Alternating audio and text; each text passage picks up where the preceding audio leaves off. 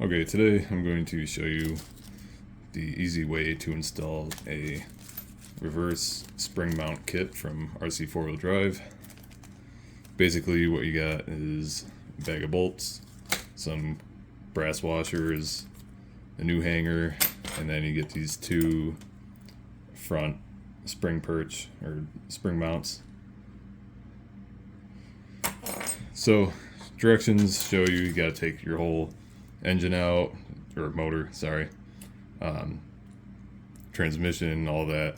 I'm going to show you how to do it the easy way. The only special tool you'll need is one of these, which we have.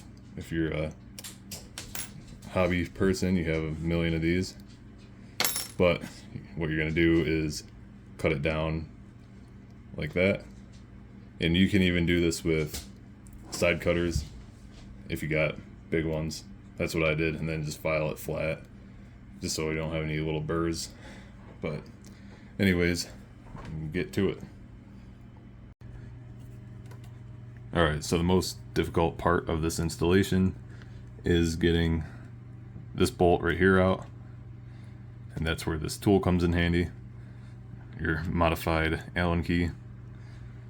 What you gotta do is, or the reason why you cut it down is so it fits in there.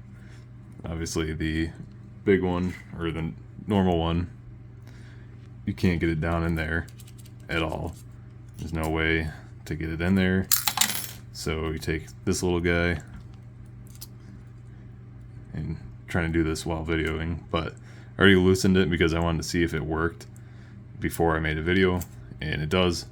But all you gotta do is get in there, twist, as you see it spins, and you can actually, if you can get your finger in there, you can just spin it right out because of how, it's brand new, so the threads are still good.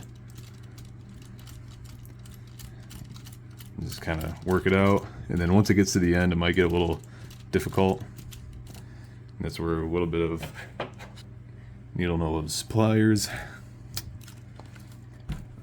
See if I can set this up for a minute. Alright, as I was saying, just take your needle nose pliers and you can just work the bolt out. It's a lot more efficient when you're not trying to video it, because I got this light directly on top of me so I can't spin it as much. But it comes right out. And there's a bolt, and it does actually fit between the frame rail and the transmission. Take that out and then remove this one. You don't really have to do as much to get this one out, so I'm just gonna take that out quick. Okay, I changed the angle to my phone because it's kind of hard to get it in the picture, but same thing. You get the idea. Just work this out.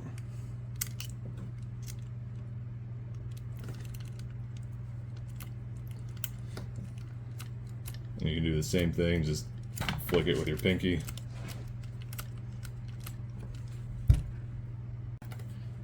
And actually, I'm gonna unbolt the leaf spring first before I take it all the way out. Over here. So unbolt this quick because it's still attached to the frame, so it'll make it easier to take that bolt out quick. Just take your little wrench if you got one.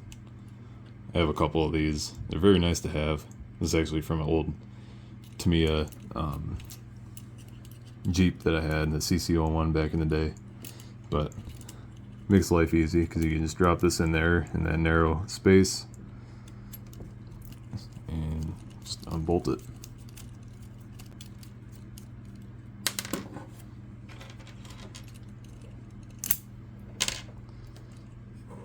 Alright, now I'm going to take this out the rest of the way.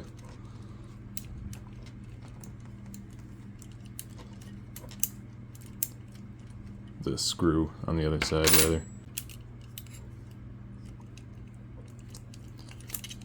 Alright, so that's removed. I'm going to do the same thing on the other side.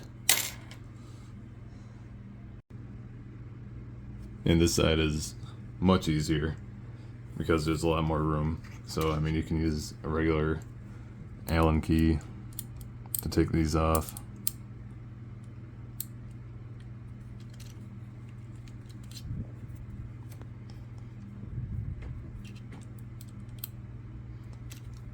If they loosen up, I'm gonna pull this side apart. I'm not gonna film it because it's the same thing but way easier. Okay, so this side's off. Now, time to put the hanger on the back. So, take 2 of these. You get 4 in the back. And then basically just kind of have to orient your washers the correct way. There's one small one and one big one with a shoulder.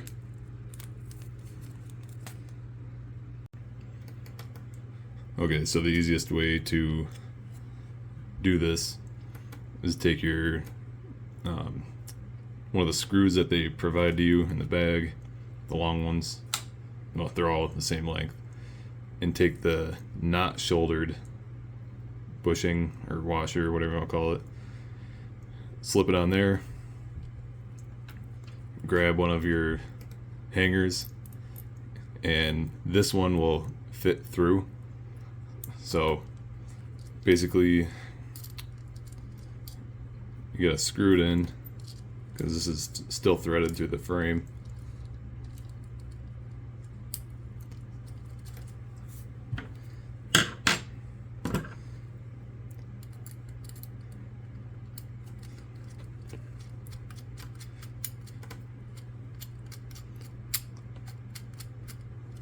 And when you tighten it, you want to make sure that you're not crushing or pinching that bushing in there.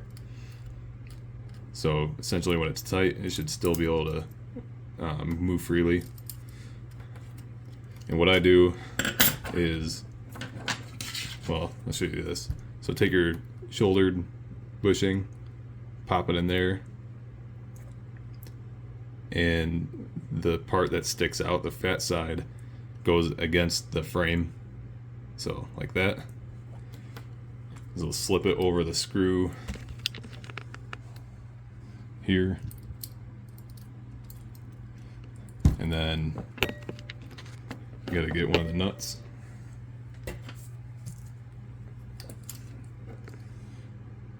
And just thread the nut on the other side.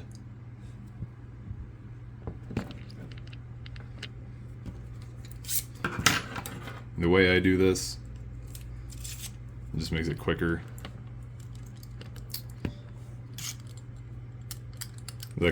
I back this out as far as I can go to get this as close to the frame rail as I can, the nut.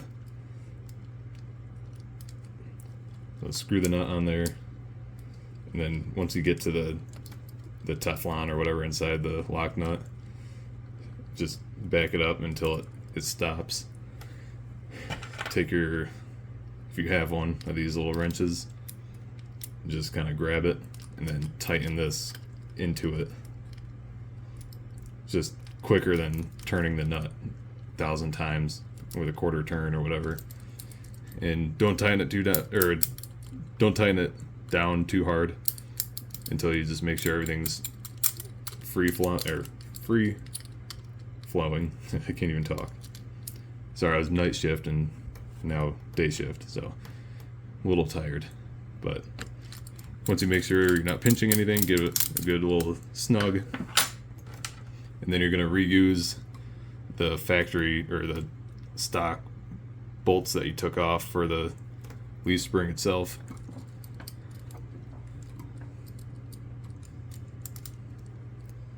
Slide it all the way through both hangers. Put the nut on.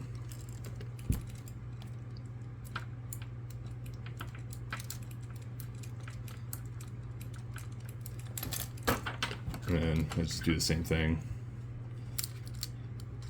Get the nut held over here. Oh, wrong size. These are the bigger Allen keys.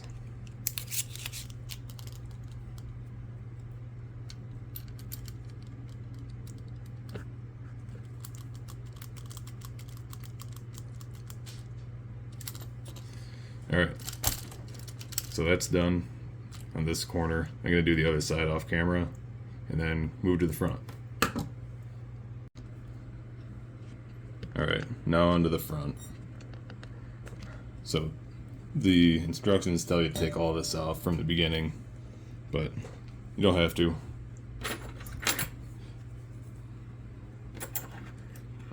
So basically just take your front hanger apart.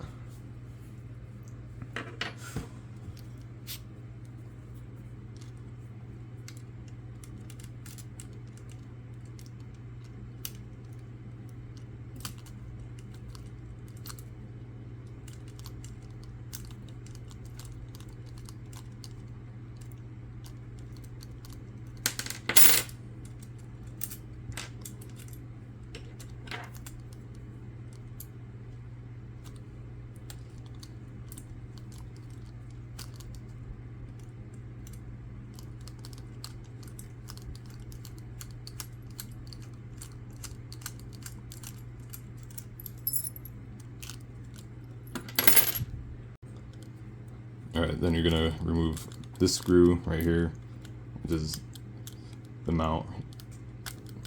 But you're just taking the screw out, you're not removing any of it.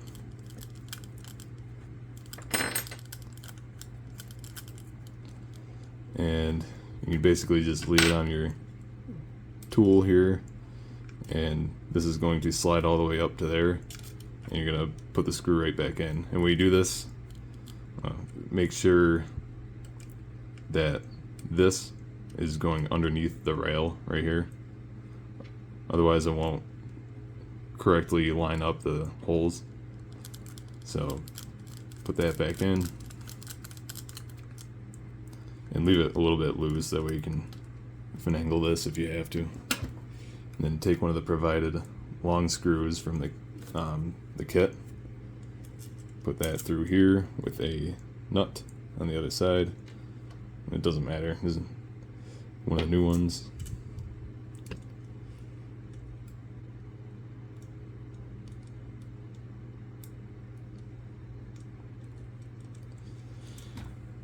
And then tighten it down.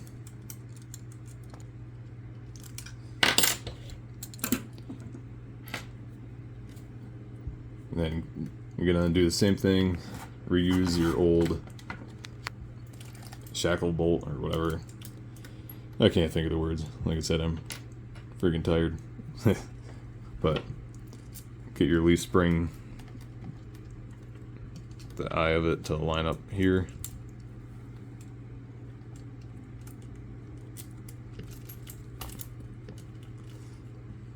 And nut on the other side.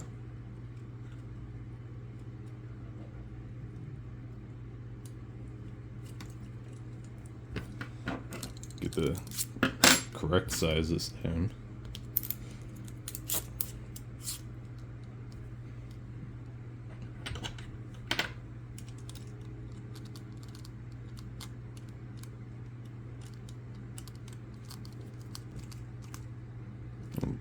Give it a good tightness. And go back and tighten these, or you can tighten these before you put that in, but or the top one rather. And I'll just do the other side off camera again. Okay, so there is the kit all installed. And I forgot to mention, if you have one of these, this just didn't have one because whatever, the guy that had it before me took it off, but you can still run a bumper and all that fun stuff. It still fits. And when you're done installing the kit, you'll have an extra hanger, or 2 hangers.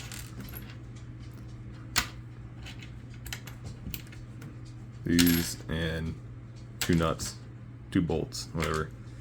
So that'll be your leftover hardware. Oh yeah, and I almost forgot about the rear hardware that you'll have left over. Like I said, I'm really tired. But yeah, so there's all your stuff that you have left over. And if you want to mess with the suspension a little bit, the ones that you take off, the hangers that you take off are actually a little bit longer. So if you want to kind of tune it and mess around with it a little bit, it gives you kind of something to play with. These trucks are very tunable out of the box. You just have to kind of know what to do. There's several videos out there. This is a bad example to have done the kit on, I know, because the guy that had it before me has this leaf spring all jacked up because he's running one leaf and all the axle wrap damage to the spring. But I just figured I'd do a video on it because I was doing suspension anyways.